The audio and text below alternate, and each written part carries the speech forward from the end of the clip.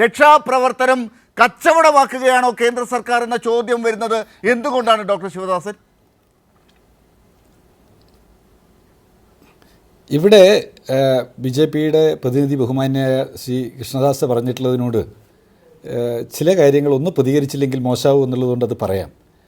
അദ്ദേഹം സുപ്രധാനമായ 2 ചോദ്യങ്ങളോട് പ്രതികരിച്ചേയില്ല. അതെന്താണ്? കേരളത്തിന് ഒരു സ്പെഷ്യൽ പാക്കേജ് വേണമെന്നാണോ നിങ്ങളുടെ അഭിപ്രായം, അതല്ല വേണ്ട എന്നാണോ? അദ്ദേഹം പ്രതികരിച്ചില്ല. രണ്ടാമത് അദ്ദേഹം പറഞ്ഞ എന്താണ്?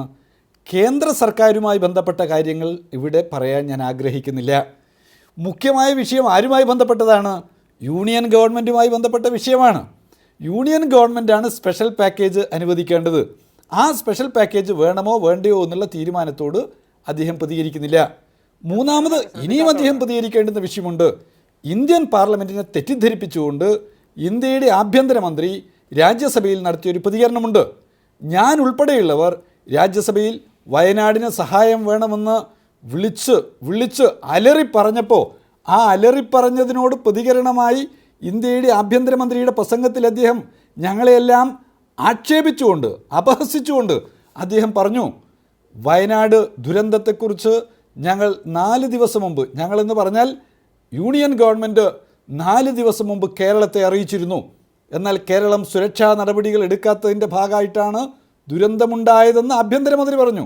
തുടർച്ചയിൽ അദ്ദേഹം പറഞ്ഞു, ഗുജറാത്തിനും അതുപോലെ ഒഡീഷയ്ക്കും സമാനമായ വിവരം നൽകിയിരുന്നു. ഗുജറാത്തിൽ ഒരു കന്നുകാലി പോലും മരിച്ചില്ലെന്നും, ഗുജറാത്തിനെക്കുറിച്ച് പറഞ്ഞതിൻ്റെ കൂട്ടത്തിൽ പറഞ്ഞ ഒറീസയിൽ ഒരാൾ മരണപ്പെട്ടുവെന്നാണ് അദ്ദേഹം പറഞ്ഞത്. അത് കഴിഞ്ഞ് ഉടൻ തന്നെ മുഖ്യമന്ത്രിയുടെ പ്രതികരണം വന്നു. ആഭ്യന്തരമന്ത്രി രാജ്യത്തെ തെറ്റിദ്ധരിപ്പിക്കുകയാണ് ചെയ്തത്. ആഭ്യന്തരമന്ത്രി തെറ്റിദ്ധരിപ്പിച്ചു എന്ന് പറഞ്ഞാൽ, പച്ച മലയാളത്തിൽ പറഞ്ഞാൽ പച്ച കള്ളമാണ് ആഭ്യന്തരമന്ത്രി പറഞ്ഞത് എന്നാണ്. ഞാൻ ഈ വാക്ക് വീണ്ടും പറയുകയാണ്. ഇന്ത്യയുടെ ആഭ്യന്തരമന്ത്രി രാജ്യസഭയെ, ഇന്ത്യൻ പാർലമെൻറ്റിനെ തെറ്റിദ്ധരിപ്പിച്ചുകൊണ്ട് കൊടിയ നുണ പറഞ്ഞു എന്ന് ഞാൻ ഇവിടെ പറഞ്ഞാൽ അത് നിഷേധിക്കാൻ ബി ജെ പിയുടെ പ്രതിനിധിക്ക് സാധ്യമാണോ? ഇനി വീണ്ടും കൂട്ടിച്ചേർക്കുകയാണ്. SDRF കുറിച്ച് അദ്ദേഹം പറയുന്നു. SDRF കുറിച്ച് അദ്ദേഹം പറയുന്നത് എന്താണ്? കേരളത്തിലെ സംസ്ഥാന സർക്കാർ ഈ ദുരന്തത്തെ നേരിടുന്നതിന് വേണ്ടി എന്തെങ്കിലും തുക ചെലവഴിച്ചിട്ടുണ്ടോ എന്നാണ് അദ്ദേഹം ചോദിക്കുന്നത്. എല്ലാ തുകയും ചെലവഴിച്ചിട്ടുള്ളത് SDRF നിന്നല്ലേ എന്നുള്ളതാണ് മറ്റൊരു വാദം. SDRF എന്ന് പറഞ്ഞാൽ ആകാശത്തുനിന്ന് വരുന്ന എന്തോ ഒരു സാധനമാണെന്ന് ചിലർ ധരിക്കുന്നുണ്ടാവും. അത് ഇന്ത്യ ഭരിക്കുന്ന ഇന്ത്യയുടെ പ്രധാനമന്ത്രിയുടെ അല്ലെങ്കിൽ ആഭ്യന്തരമന്ത്രിയുടെ അവരുടെ കുടുംബ സ്വത്തിൽ നിന്നെങ്ങാനും വീതിച്ചു തരുന്ന ഔദാര്യമായി കിട്ടുന്ന ഒരു വിഹിതമാണ് SDRF എന്ന് ചിലർ തെറ്റിദ്ധരിക്കുന്നുണ്ടാവും. അങ്ങനെയല്ല.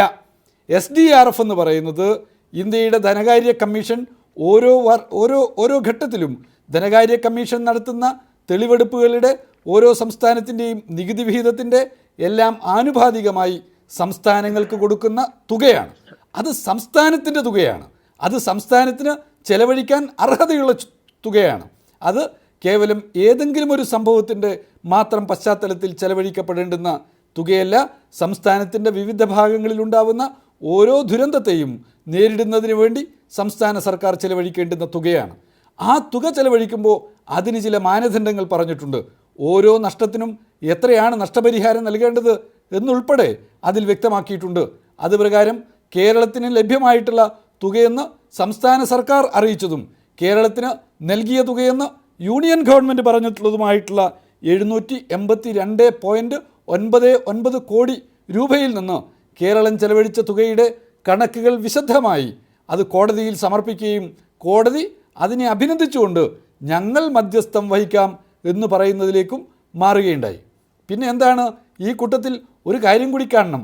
ഇവിടെ വയനാട്ടിൽ അവിടെ വീട് നഷ്ടപ്പെട്ടവരുണ്ട്, അവിടെ ജീവൻ നഷ്ടപ്പെട്ടവരുണ്ട്, അവിടെ നമുക്ക് കാണാതെ പോയിട്ടുള്ള മനുഷ്യരുണ്ട്. അവരെയൊക്കെ എങ്ങനെയാണ് സഹായിക്കുക? അവിടെ കേന്ദ്ര സർക്കാരിൻ്റെ SDRF മാനദണ്ഡമനുസരിച്ച് സഹായിക്കാൻ പറ്റുന്ന തുക എന്ന് പറഞ്ഞാൽ, അവിടെ സഹായിക്കാൻ പറ്റുന്ന തുക എന്ന് പറഞ്ഞാൽ ഡാമേജ് വന്നിട്ടുള്ള വീടിന് കൊടുക്കാൻ പറ്റുന്ന തുക കേവലം 6500 രൂപ മാത്രമാണ് എന്നുള്ളത് ഓർമ്മിക്കേണ്ടുന്ന കാര്യമാണ്. കേവലം 6500 രൂപ.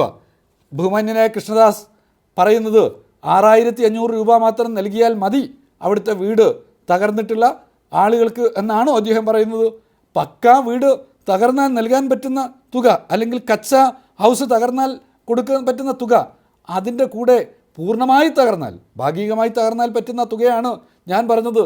പൂർണ്ണമായി തകർന്നില്ലെന്ന് ഈ സൂക്ഷ്മദർശിനിയുമായി വന്ന് നോക്കുന്ന ആളുകൾ ചിലപ്പോൾ പറയുമല്ലോ. കാരണം വയനാട്ടിലുണ്ടായിട്ടുള്ള ദുരന്തത്തിൽ മരണമടഞ്ഞത്, കുത്തിയൊലിച്ചു പോയത് എത്രയോ മനുഷ്യരാണ് എന്നുള്ളത് നമുക്കെല്ലാം അറിയുന്ന കാര്യമാണ്. പക്ഷേ ഒരു മുൻ മന്ത്രി പറഞ്ഞത് എന്താണ്? അവിടെ ഒരു പഞ്ചായത്തൊന്നും ഒഴുകിപ്പോയിട്ടില്ലല്ലോ, കേവലം 3 വാർഡുകളിൽ മാത്രമല്ലേ അവിടെ ഈ ദുരന്തം ഉണ്ടായിട്ടുള്ളൂ എന്നാണ് അദ്ദേഹം പറഞ്ഞത്. നോക്കൂ, ഇന്ത്യ കണ്ട ഏറ്റവും വലിയ ലാൻഡ് സ്ലൈഡ് ദുരന്തങ്ങളിലൊന്നാണ് വയനാട്ടിലെ ദുരന്തം. അവിടെ എത്ര ആളുകളാണ് മരണപ്പെട്ടവർ? 226 ആളുകൾ. അവിടെ നമുക്ക് ഭാഗികമായി ശരീരങ്ങൾ കിട്ടിയിട്ടുള്ള ആളുകൾ എത്രയാണ്? 200-നടുത്ത ആളുകൾ. അവിടെ ഇപ്പോഴും കണ്ടുകിട്ടാത്ത മനുഷ്യരായിട്ട് 150ഓളം പേരുടെ ആളുകളുടെ പേര് കിടക്കുകയാണ്. അവിടെയാണ് ഇത്തരത്തിലൊരു പ്രതികരണം നടത്തിയത്. അങ്ങയുടെ ശ്രദ്ധയിൽപ്പെടുത്തുകയാണ്. അവിടെ കന്നുകാലികൾ നഷ്ടമായിട്ടുണ്ട്. അവിടെ വലിയ നിലയിൽ 10,000-ത്തിലധികം കോഴി അവിടെ നഷ്ടമായിട്ടുണ്ട്. അവിടെ ആടിനെ നഷ്ടമായിട്ടുണ്ട്. 5000-ത്തോളം ആടുകളെ. നോക്കൂ, ഒരു വീട്ടിൽ നിന്ന് ഒരു കോഴിയെ നഷ്ടപ്പെട്ട 100 രൂപയാണ് കൊടുക്കാൻ പറ്റുക. ഒരു പശുവിനെ നഷ്ടപ്പെട്ടാൽ എത്രയാണ് കൊടുക്കാൻ പറ്റുക എന്നുള്ളത് കണക്കെടുത്ത് നോക്കുക. 1 ഏക്കർ സ്ഥലം അങ്ങനെ തന്നെ കുത്തിയൊലിച്ചു പോയാൽ കൊടുക്കാൻ പറ്റുന്ന തുക 47,000 2 ഏക്കർ സ്ഥലം കുത്തിയൊലിച്ചു പോയാൽ കൊടുക്കാൻ പറ്റുന്ന തുക 53,000 3 ഏക്കർ സ്ഥലം തകർന്ന് കുത്തിയൊലിച്ചു പോയാൽ കൊടുക്കാൻ പറ്റുന്നത് 58,000 രൂപയാണ്. ഇങ്ങനെ ഇത്രമേൽ ബന്ധനങ്ങളുള്ള ഒരു SDRFൻ്റെ ഘടന വച്ചായിരിക്കണം വയനാട്ടിലെ ദുരിതാശ്വാസ പ്രവർത്തനങ്ങൾ നടത്തേണ്ടത് എന്നുള്ള നിങ്ങളുടെ ആ പിടിവാശി, അത് മനുഷ്യർക്ക് വേണ്ടിയല്ല, അത് നിങ്ങൾക്ക് മറ്റെന്തോ താല്പര്യമുണ്ട് എന്നുള്ളത് കൊണ്ടാണ്. ഒറ്റ അഭ്യർത്ഥനയുള്ളൂ, അല്പം കണ്ണിച്ചോര ഉണ്ടാവണം, അല്പം മനുഷ്യത്വം ഉണ്ടാവണം. ഈ കേരളം ഇന്ത്യയുടെ ഭാഗമാണ് എന്ന ഒരു തോന്നലുണ്ടാവണം. ഇവിടെ മലയാളിയായി ജനിച്ച് മലയാളിയായി ജീവിച്ച മനുഷ്യർ അവർ BJP ആണ് എന്നുള്ള ഒറ്റ കാരണത്താൽ അവർ മനുഷ്യരാവാതിരിക്കരുത്. BJP ആണ്, RSS ആണ് എന്ന ഒറ്റ കാരണത്താൽ മലയാളിയായ മനുഷ്യർ കേരളത്തെയും മലയാളികളെയും ഈ ദുരന്തമുഖത്ത് തള്ളിപ്പറയുമ്പോൾ അവരെ മനുഷ്യരെന്ന് വിളിക്കാൻ മാനവികതയുള്ളവർക്ക് സാധിക്കില്ല എന്നുള്ളതാണ് ഞാൻ പറയുന്ന കാര്യം.